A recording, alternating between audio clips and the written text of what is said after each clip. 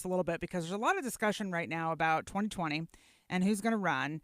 And there's been some discussion around Joe Biden, who in a speech yesterday, I believe it was, said he believes that he is the most qualified person in the country to be president of the United States. I think he's kind of probably right. I think the biggest issue around Joe Biden is his age. I believe he would be 78 when he took office, which is getting up there. So there's been some suggestion, and I actually think I sort of like this. I mean, that's already getting up there, no question about it, although arguably he's in good health and all of those things. But there's some talk about him suggesting that he would only run for one term. Like his plan would not be to run for re-election. He would not run for re-election, and he would make that pledge so that he would be taking 4 years without any efforts to campaign or run for re-election at all, since he will not be running in the, for after that.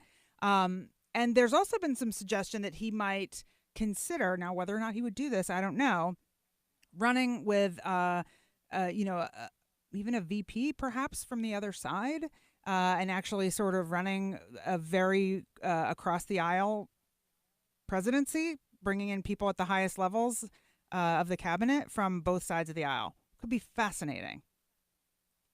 And you should see Nick's face right now. It's priceless. It's just a centrist candidate. Right. A proudly, openly promoting centrism ticket. I think my only I love the idea of that because I think right now I do think Joe Biden is sort of somebody that is pretty well loved. Look, if you're on the right, I'm sure they're going to find a way to villainize him totally before it's all said and done. I mean, so far it's only been President Trump threatening to take him out back in the schoolyard and beat him up or whatever. But if he becomes a real serious candidate, I'm sure we're going to see, him being villainized in whatever way they can come up with.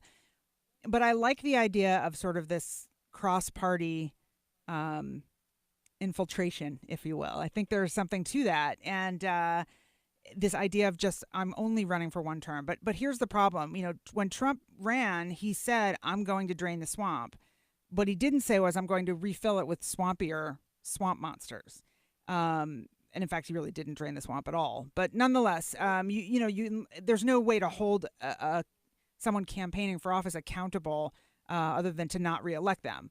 But, I don't know. It's an interesting. I was sort of no on Biden until I heard that philosophy, because I just was thinking he's too old, and 2 terms in, that's going to be he's too old.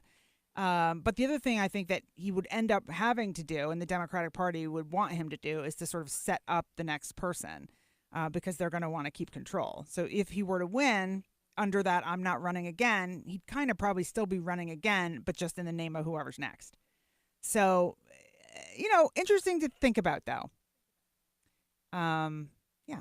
So, like, what if it was, how about this? What if it was like Biden Flake?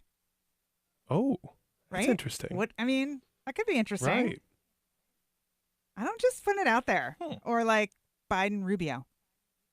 See, that's my thought. Someone that's got kind of the youth movement on the other side a little bit, and that's Rubio.